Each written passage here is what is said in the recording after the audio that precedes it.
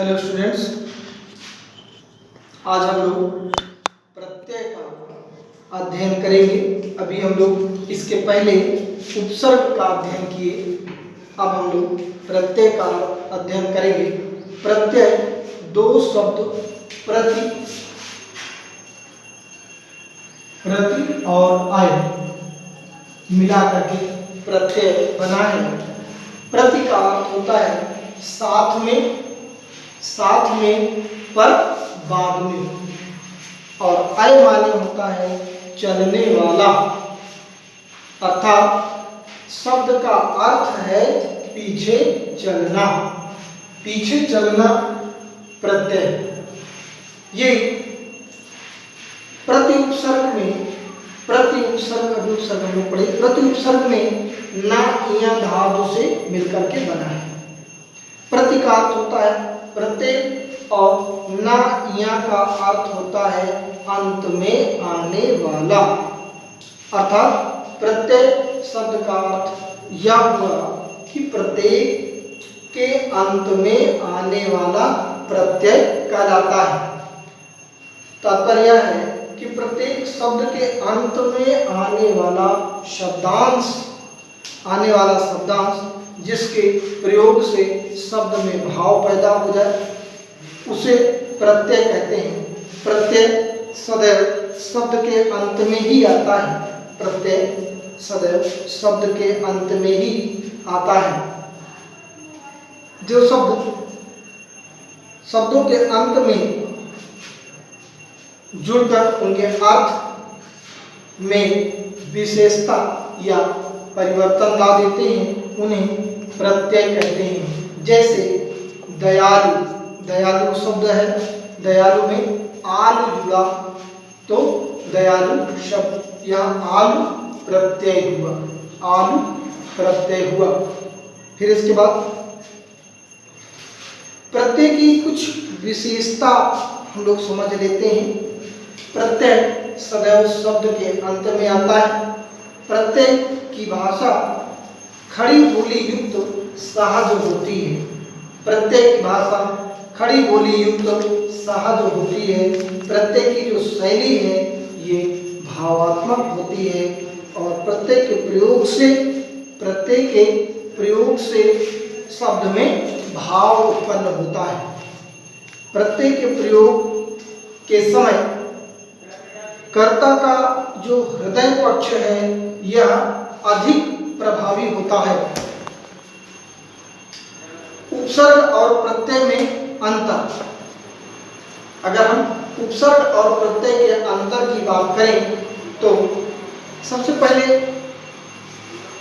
हमें ध्यान रखना चाहिए कि उपसर्ग सदैव शब्द के प्रारंभ में आता है और प्रत्यय सदैव शब्द के अंत में आता है।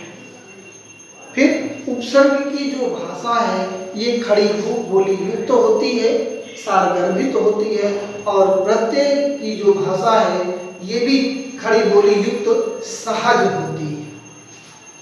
फिर उपसर्ग के प्रयोग से कथन में चमत्कार पैदा होता है, जबकि प्रत्यय के प्रयोग से कथन में भाव पैदा होता है। उपसर्ग की शैली विचारात्मक होती है, और प्रत्यय की शैली भावात्मक होती है।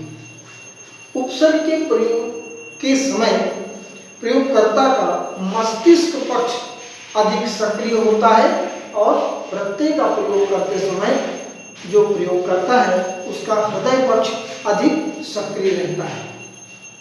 उपसर्ग के प्रयोग से कभी कभी शब्द का अर्थ बदल जाता है, और प्रत्यय का प्रयोग करने से शब्द का कभी कभी अर्थ नहीं बदलता है, केवल उसका भाव बदलता है। अर्थ नहीं बदलता, केवल उसका भाव बदलता है। फिर अब हम अगर बात करते हैं तो प्रत्यय के भेद की, तो प्रत्यय के दो भेद होते हैं। पहला कृत प्रत्यय और दूसरा तद्धित प्रत्यय।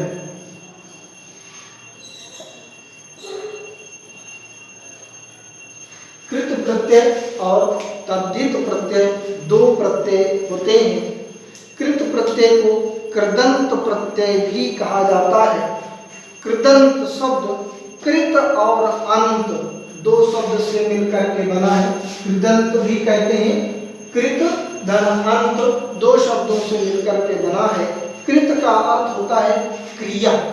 कृत माने कार्य करना, क्रिया, जो कार्य करे वही क्रिया। कृत का अर्थ होता है क्रिया और अंत का अर्थ होता है अंत में आने वाला। जो प्रत्यय क्रियाओं से बनते हैं अथवा क्रियाओं के अंत में आते हैं, क्रिया के अंत में आते हैं, वह कृत प्रत्यय है।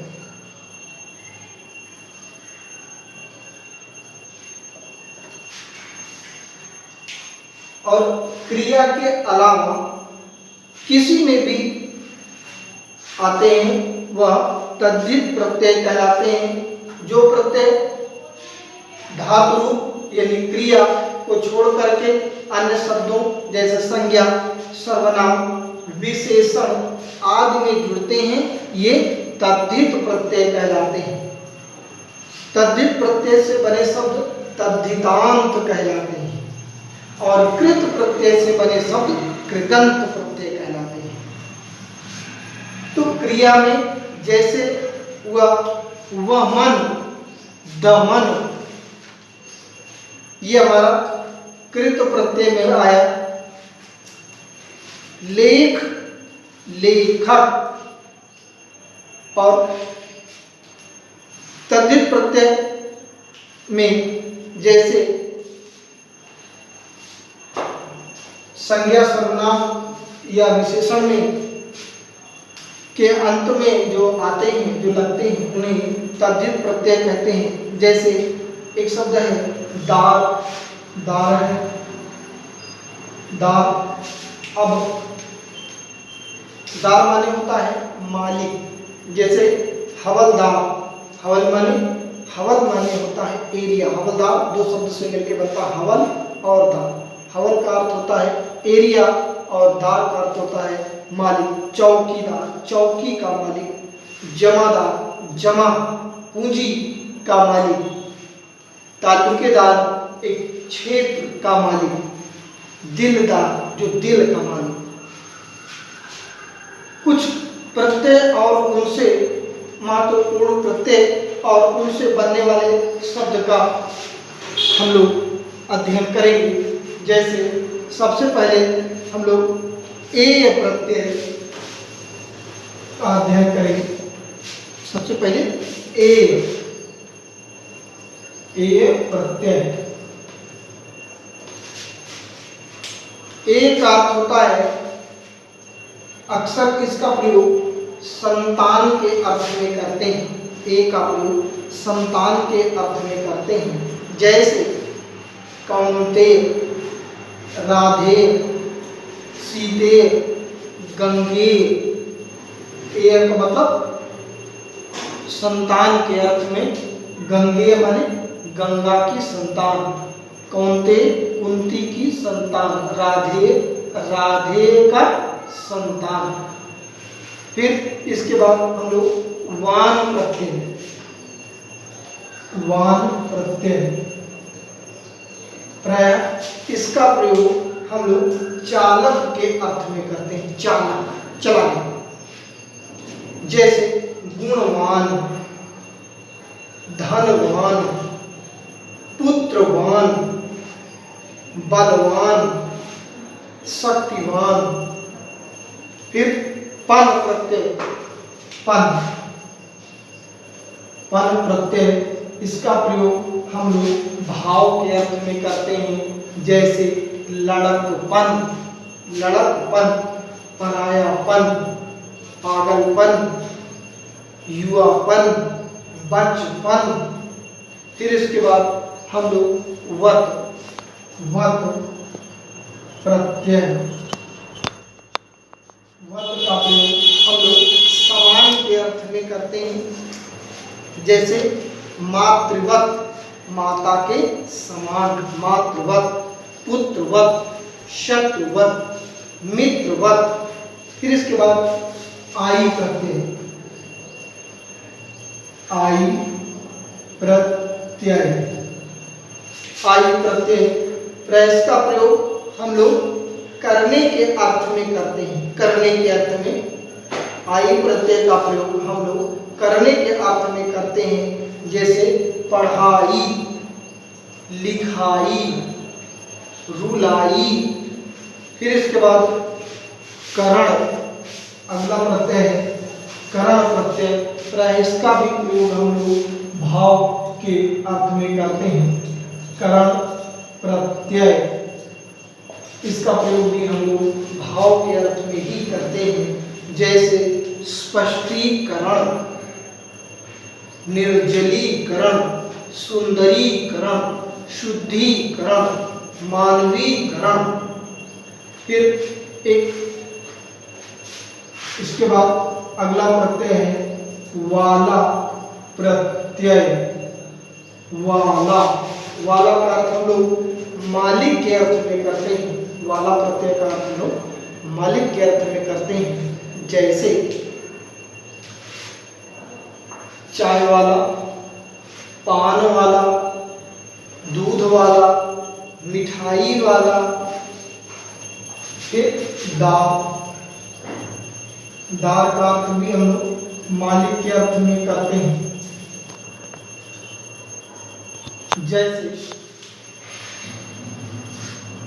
जैसे हवलदार, हवल माने एरिया, चौकीदार, जमादार, दिलदार आदि। हाँ, दार प्रत्यय का एग्जाम्पल हो गया था। इसके अलावा कुछ जैसे कृत और तद्धित प्रत्यय मैं अलग अलग बोल दे रहा हूँ, या कुछ जिसमें एक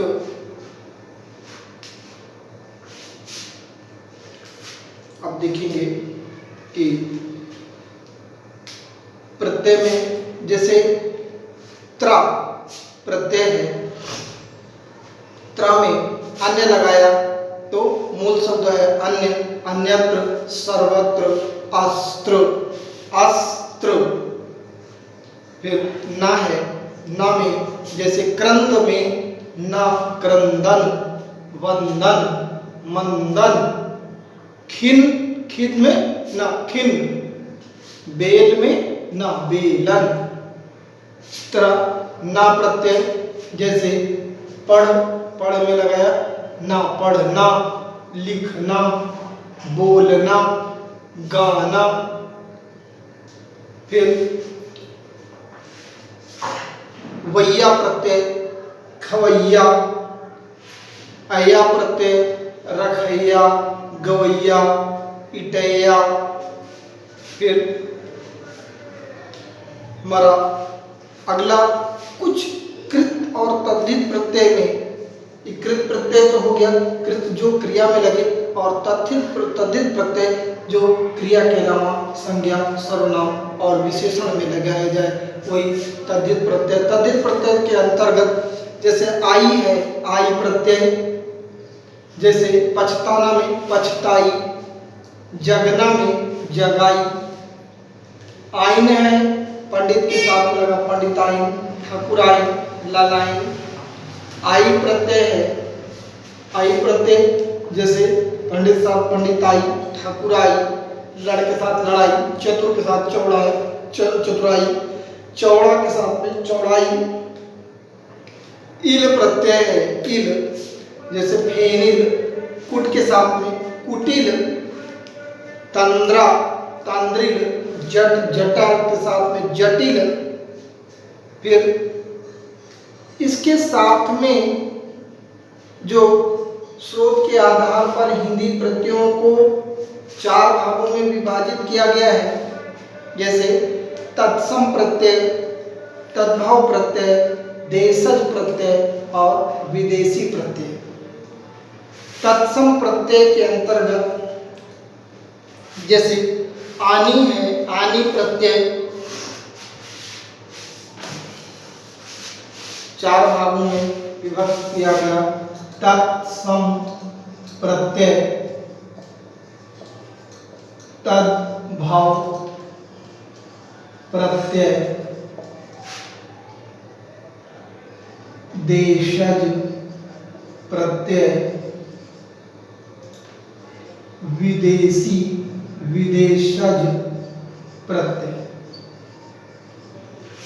तत्सम में जैसे आनी, देवरानी, जेठानी, भवानी, फिर आलू लगा तो दयालु, इत लगा तो पल्लवी, पुष्पित, फलित, इमा लगा गरिमा, नीलिमा, मधुरिमा। इक ये विशेषण और संज्ञा प्रत्यय है, जैसे दैनिक, वैज्ञानिक, वैदिक, लौकिक। तर है, तर तुलना बोधक प्रत्यय है, जिसे उच्चतर, निम्नतर, सुंदरतर, गुरुतर, श्रेष्ठतर। तम प्रत्यय है, ये सर्वाधिकता बोधक प्रत्यय है, सर्वाधिकता बोधक प्रत्यय, जैसे उच्चतम, सुंदरतम, श्रेष्ठतम। फिर ता प्रत्यय है, भाववाचक संज्ञा है, नवीनता, मधुरता, सुंदरता। फिर तद्भव प्रत्यय के अंतर्गत जैसे अंतु, जैसे रटंतु, घुमंतु, और आऊ प्रत्यय जैसे खाऊ, टिकाऊ, बिकाऊ। इसके बाद हमारा जैसे देशज प्रत्यय है, अक्कड़, अक्कड़ माने होता है वाला, वक्कड़, अक्कड़ माने होता है वाला, जैसे घुमक्कड़, पियक्कड़, भुलक्कड़। फिर अड़, अड़, अड़ का अर्थ होता है आड़ वाला, जैसे अंधड़, भुक्खड़। फिर आँख, चटा, धड़ा, धड़ाका, धमाका। आटा प्रत्यय, आटा मतलब होता है वाला, खर्राटा, हर्राटा। ईयल, ईयल का होता है अर्थ होता है वाला, जैसे अड़ियल, दढ़ियल, सड़ियल। विदेशी या विदेशज प्रत्यय के अंतर्गत अरबी, फारसी, अंग्रेजी के प्रत्यय शब्द आते हैं, जैसे कार, गीतकार, संगीतकार, पेशकार, जानकार। आप प्रत्यय लगाया भाववाचक संज्ञा में, सफेदा, खराबा। फिर आना, आना जैसे जुर्माना, दस्ताना, मर्दाना, जनाना। आनी, आनी संबंधवाचक जैसे बर्फानी, रूहानी, जिस्मानी। इयत, इयत लगाया अंग्रेजियत, असलियत, आदमियत, खैरियत। कार, कार माने करने वाला, कार माने होता है करने वाला, जैसे काश्तकार, दस्तकार, सलाहकार, पेशकार आदि। जैसे खोर, खोर है, खोर प्रत्यय, खोर का अर्थ हुआ खाने वाला, खोर का अर्थ होता है खाने वाला, जैसे गमखोर, घूसखोर, रिश्वतखोर, हरामखोर। फिर गर, गरी या गिरी, गर, गरी या गिरी का अर्थ होता है करने वाला, जैसे कारीगर, कारीगर, बाजीगर, जादूगरी, बाबूगिरी, कुलीगिरी। गार, अगला प्रत्यय है गार, गार का अर्थ होता है करने वाला, परहेजगार, परहेज करने वाला, मददगार, मदद करने वाला, यादगार, याद करने वाला। फिर गाह, गा स्थानवाचक है, गा स्थानवाचक है, जैसे ईदगाह, चरागाह, बंदरगाह। फिर गी है, गी प्रत्यय है भाववाचक, जैसे गंदगी, जिंदगी, बंदगी। फिर चा या ची, चा बड़ा चा या ची प्रत्यय, जैसे बगीचा, इलायची। चा या ची का अर्थ होता है वाला, इलायची, डोलची, संदूकची, बावर्ची। फिर उसके बाद अगला है ज्यादा, ज्यादा माने होता है जन्मा, जाद, जाद, ज्यादा या जादी, जाद, ज्यादा या जादी माने होता है जन्मा, जन्म लेने वाला, जैसे आदमजाद, सहजादा, सहजादी, हरामजादा। ये हमारा ज्यादा प्रत्यय के अंतर्गत आता है। फिर इसी में हमारा एक दान है, दान, दान माने स्थितिवाचक, दान या दानी स्थितिवाचक आधारवाचक शब्द है, जैसे इत्रदान, कलमदान, पीकदान, चायदानी। फिर इसके बाद अगला है दार, दार का अर्थ होता है वाला, दार का अर्थ होता है वाला, जैसे ईमानदार, कर्जदार, दुकानदार, मालदार, फौजदार। फिर नाक, नाक प्रत्यय का अर्थ है वाला, नाक प्रत्यय का अर्थ है वाला, जैसे खतरनाक, खौफनाक, दर्दनाक, सर्वनाक। फिर अगला प्रत्यय है बाज या बाजी प्रत्यय, बाज या बाजी प्रत्यय, इसका अर्थ होता है वाला, जैसे चालबाज, धोखेबाज, मुकदमेबाज। इसी में बाजी भी लगाया, चालबाजी, धोखेबाजी, मुकदमेबाजी। फिर अगला है वान प्रत्यय, वान, वान का अर्थ भी होता है वाला के अर्थ में प्रयोग करते हैं, जैसे दरबान, बागवान, मेजबान। फिर अगला है मंद, अगला जो प्रत्यय है हमारा मंद प्रत्यय है, इसका अर्थ भी होता है वाला के अर्थ में करते हैं, जैसे अक्लमंद, जरूरतमंद, दौलतमंद। फिर इसके बाद अगला प्रत्यय हमारा है साज प्रत्यय, साज, साज का अर्थ भी होता है वाला, वाला के अर्थ में इसका प्रयोग करते हैं, जैसे घड़ी साज। फिर अंग्रेजी का जो प्रत्यय है विदेशज के अंतर्गत अंग्रेजी के प्रत्यय भी, जैसे इज्म, इज्म का होता है वाद या मत, इज्म का होता है वाद या मत, जैसे कम्युनिज्म, बुद्धिज्म, सोशलिज्म। फिर इष्ट, इष्ट का मतलब होता है वादी या व्यक्ति, इष्ट का मतलब होता है वादी या व्यक्ति। तो इष्ट प्रत्यय से बने हुए जो शब्द हैं उनमें कम्युनिस्ट, बुद्धिस्ट, मार्क्सिस्ट, जर्नलिस्ट आदि शब्द आते हैं। ये हमारा प्रत्यय समाप्त हुआ। अगले वीडियो में हम लोग